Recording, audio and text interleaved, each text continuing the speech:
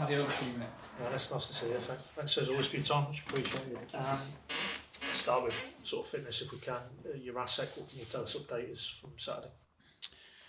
Still feeling some pain, and which tells us that we have to be probably more patient and probably more careful with how we treat him. It was actually a good scan in terms of not showing any clear injury or anything like that, but it tells me that, and it tells us that he's probably a little bit exhausted, probably a little bit fatigued, and that can be, from also traveling from another country to here and getting used to a new way of playing, a new way of training and stuff like that. But it tells us we have to be a little bit more careful. And in that context then, is it difficult to put a sort of sense on when he might be? It is, because when there's no clear injury for us to assess and to take care of, then it's just about him finding the right time and us finding the right time with him to be a part of the matchday squad. And is that in the bigger picture? I mean, you talked quite honestly and quite clearly about him and the situation around him and building him up and adapting to the intensity of this league. Is that already now in maybe in your mind, you're thinking it's going to be about next season now and pre-season and trying to deal with these to give him the base? I would love to bring him in and to give him some minutes so he gets some experience and he gets some playing time with the team, and he gets to feel the stadium also as a starter, hopefully in one of the games this season. So we're not there yet where we just completely shut down this season for him and say it's not gonna be this season. So we try, but we take it a little bit day by day, I would say. Lucien Hovo, did he manage to plug back into yesterday? No, unfortunately he felt something. He felt something in his quad and could not continue with training. So he will be out for a while, I think. We start. Come on, Paddy. And a positive question. The next one. It's very hard when you keep hitting me with these responses. So, on a serious note, though, I mean, again, is that day to day? You cannot give any sense of. We will scan him and find out. But it's never really positive when a player can feel something in his quad that is not as it's supposed to be and is not what he normally feels. So, but we have to wait and see. But just to clarify, Johannes, I mean, originally it was the knee, wasn't it? Was the issue? Originally it was the knee. Yeah. So it's no concerns around the knee itself. So no concerns around the knee. So this is another injury, but we have to see what it is. Where are we with Liam Gibbs at the minute? In a good place. So in a place where he will probably be around the squad tomorrow. I would say he's more around the squad tomorrow to just give us a little bit extra support because we are a little bit down on or low on numbers again, and there will be some 21 players with the group again tomorrow because I think we are 15 or 16 available first team players. So Gipsy, we prefer to have him as one of them around the squad where it's probably not too realistic that we'll bring him on, but he's there because of course we can. So just following on from that, is there any other lads we've not mentioned? No, but we have to wait and see, and I also appreciate that we try to be as honest as possible. I do, but there's a couple of players we have to wait and see with if they can be around the squad for tomorrow. Okay. Sort of don't dwell on Plymouth because I mean you were very clear and candid in what you said after the game there, but just to give us a sense of the tone and the interaction with the players. How have you debriefed it with them? What messages did you get across?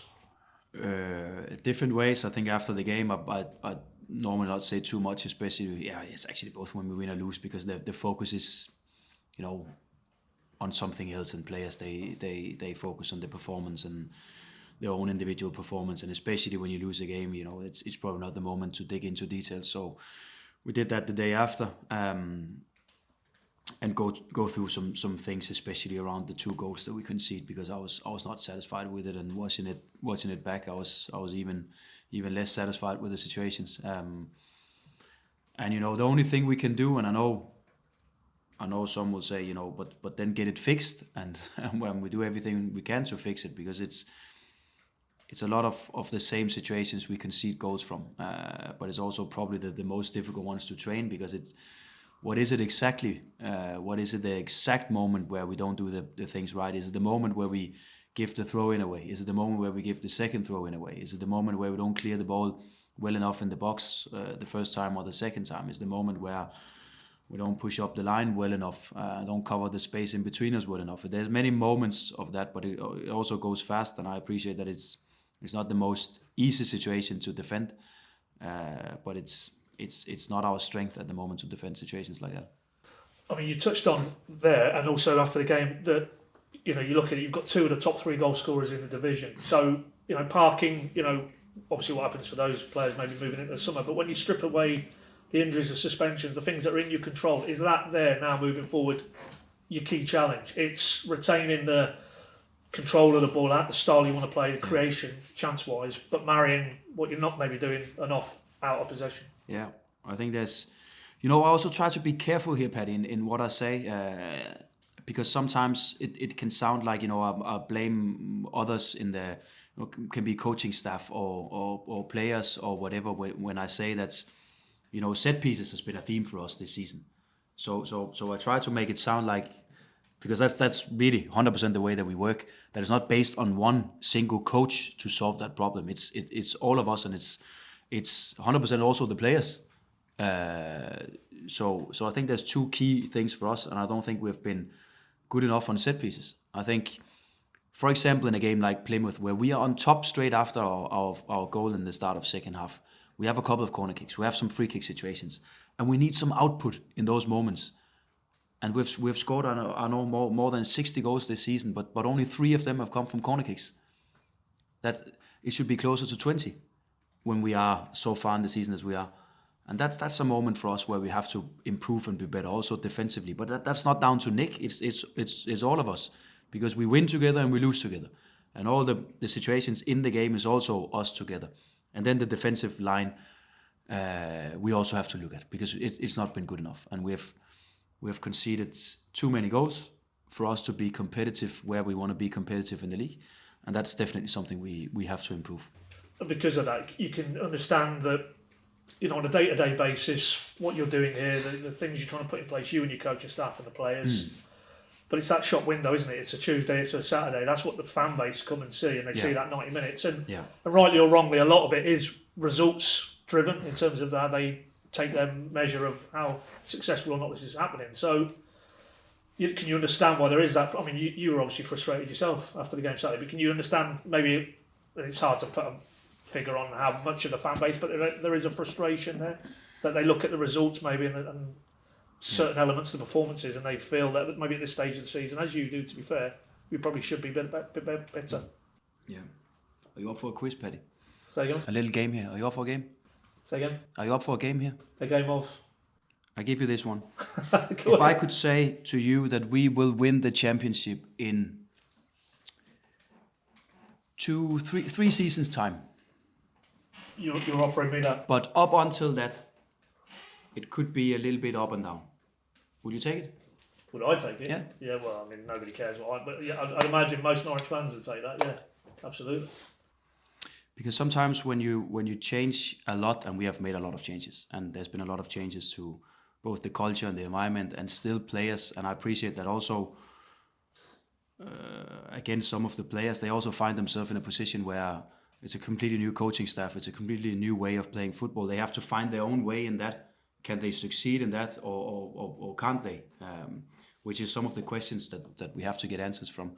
And that will probably take some time, but I fully believe, and when I spent a week in the US with the owners, and to hear their thoughts about how we move forward and what we do, when I sit down with Ben and with Neil and discuss this with Zoe as well, and discuss this, how do we move forward with this club and with this team? What are the decisions we have to do this summer? What are the decisions we have to do next winter and stuff like that? I fully believe that we will be there. But I also appreciate when you are just focusing on the exact moment that we're in, and you're focusing on the exact game that we have to play tomorrow. Sometimes it can be a little bit different or difficult to see, okay, in 6 months' time or 12 months' time or whatever, we will hopefully get where we want to be. I fully believe it, because nothing that I've seen so far from the club and the decisions that we take should make me believe something different. But it can be difficult, and I understand that. And that's clearly why it's so important today and every other opportunity that you get and other people at this club, that the messaging is consistent and everybody is on that same page that, okay, it's not where it needs to be right now, but there are elements that will come together, you hope, in time to get it to where it needs to go.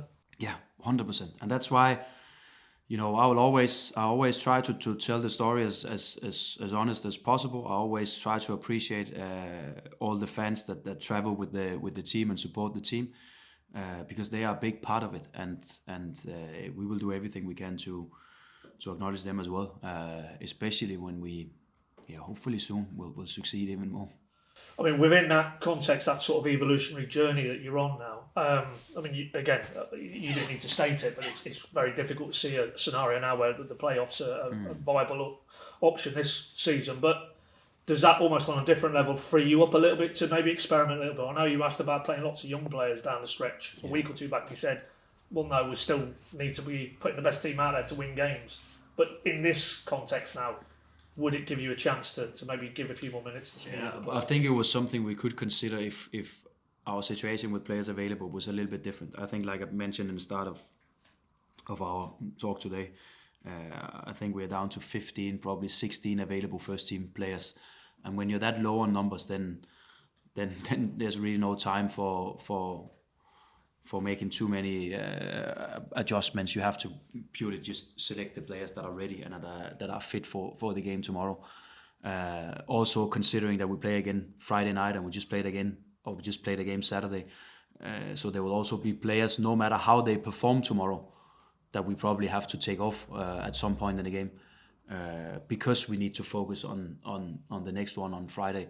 And again, don't have too many players available in the squad. So where we are at the moment with the team selection is more or less down to load management.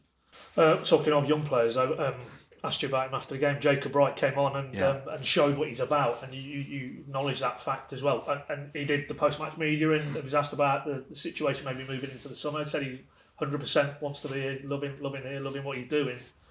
You have obviously been quite clear you'd like to work with him on a longer term basis. So that feels, in terms of positivity, that there could be a successful conclusion maybe from all parties. I'll give you as much as say that it's a far better comment than if he said the opposite. So I think we are in a position where the coach like the player like the club, and I think that's a good foundation for a good discussion after the end of the season. No matter he performed well the other day, he could perform well tomorrow. That's not how we deal with contract situations. Just purely down to one game or one performance. But he's in a good place, and I think he's a great player. Just because you mentioned the contracts here, is there any clarity with the lads who are out of contract? Maybe, even if it's just internal decisions have been reached and they've been communicated, or? I think with some of them we are getting closer to that. I also appreciate that there's probably not the time to go into too many details about that. But of course we have some experience. We have seen this season. I've been around them for 8 months' time now. I know. I'm pretty sure that I know who I think we can extend with and who we should probably accept if they would leave or find another place to play. I think that's fair to say, but we also have to be careful about the timing. Understood, yeah. And on that topic again, after the game Saturday, you talked about, we need to find, to improve this team, we have to find the right players within the right structure. But you also said before Plymouth, about the strategy, that it doesn't necessarily preclude you getting older players necessarily. No. I mean, No. Do you feel now, with all the body of evidence you've had firsthand this season, that that age and experience will have to be a weighted part of your recruitment this summer? I think it will. I don't think we've not 100% not changed the strategy, but again, let's say if we sign 10 players, then I would expect that 7 or 8 of them will be young players with a big potential, but of course also players that can do something for now. And then I think 2 or 3 of them will be players with a little bit more experience, and then probably can go directly into become a part of a leadership core group of the team and take even more responsibility in the games for us. We definitely have someone already in the building that we can keep building on, but that's also a market for us. It's a tricky market because you obviously don't want to pay too much for a player that is 29 or 30 or 31. So you have to be really, really, both careful, but also you have to be covering a lot of leagues all around the world to find the right player for the right price and the right time. But just one follow up there. Talking of leagues and markets, do you feel it will also within that body of recruitment you will need Championship experience, English league experience? Yeah, I think that's a good point. It's such a, in many ways, and this is said with all the respect, but we lost the game Saturday to a team that had 100 passes. That's a little bit more than 1 pass per minute, and that's probably also a part of the beauty about this league. There's so many different teams, but there's also teams where they play on a level or in a way that is different to what you see in other leagues, which you have to be prepared for, which you have to have understanding for what it takes to beat a team that play like that. And you have to have the experience and the knowledge and also the qualities to beat a team like that. So I think it's fair to say that we definitely look at the Championship to see if there's any players available for us and that would like to be a part of the way we do things here. Yeah, and moving on to Sunderland, and there is, in terms of a case study, everything you've spoken about today, the broader strategy that this club is now trying to follow, that is Sunderland. You look at them, they finished 16th last season. I think they conceded more than they scored. A lot of young players, and then they come to Carrow Road midweek and they're top 4 clearly in the playoffs, look like a club who are on the right path. That, for anybody who's maybe doubting this or is concerned at the rate of progress, you just have to look at maybe how a club like Sunderland. Yeah, and well done to them, because it's a great job, and it takes a lot, because they, to be fair to them, they've been up there since probably the start of the season. So it's not just something where they've been a little bit up and down, a little bit inconsistent in performances and results. They've been up there from day one, and that's well done. That's a good job. So definitely something that we can look at and take some learning from and see what it takes to build a team, what it takes to start.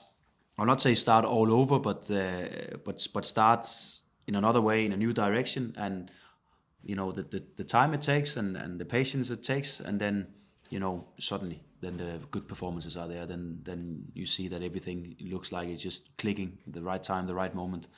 And they've been a good team for the whole season and can compete with the best also, which I think it's impressive. It's not like they've just been below that group of the best players or the best teams in the league. They've actually been competing against them. They've had good results or close to good results against them. So, yeah, well done.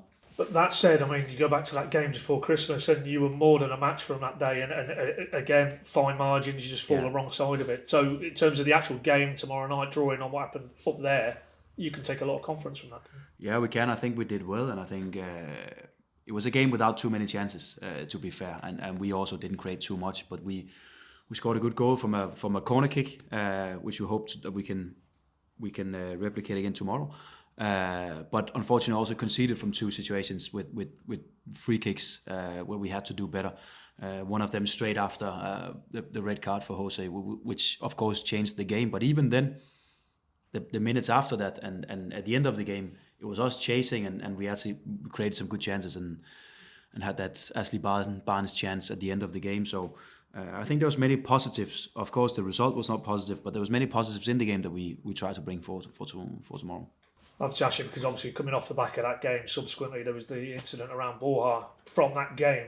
Is there any part of you takes that into account tomorrow? Tuesday, in terms of sitting down with him and having a chat with him about that, or it's not something you really want to shine any light on at all? No, we also don't want to put too much attention to it. It seems like, from what I see at the moment, he's learned from it and he's a different player. He's not like engaging in too many situations like that, not really focusing on situations like that. So I think he's in a much better place, and that will be probably the focus for us, not to have too much focus about it and just consider this as another game against another team in the Championship and another one where we have to do our maximum. Yeah, and I was going to follow up with that because he came back against Preston, he got booked that night, he's not been booked since, and there's been none of that. And you talked at the time that you sensed there was more maturity about him.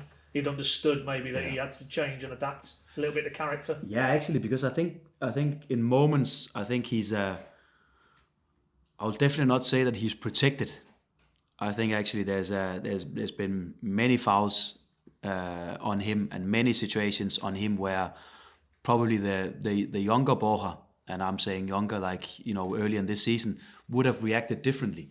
But I like his behavior at the moment. I like the way that he's handling these situations. He will always be a dribbler. He will always be a player where he will get knocks in the game. He will be finding himself in situations where they will do everything to drag him down or do whatever they can. But I think he's doing well at the moment with those specific moments. Yeah, and just final one from me. Obviously, Sunderland this midweek. Then you go to Burnley. That's 2 top 4 sides in this division. It's basically almost a message, maybe internally, externally, just embrace this challenge now. Almost as a benchmarking exercise, where we match up, where we fall short, and how much more we need to improve.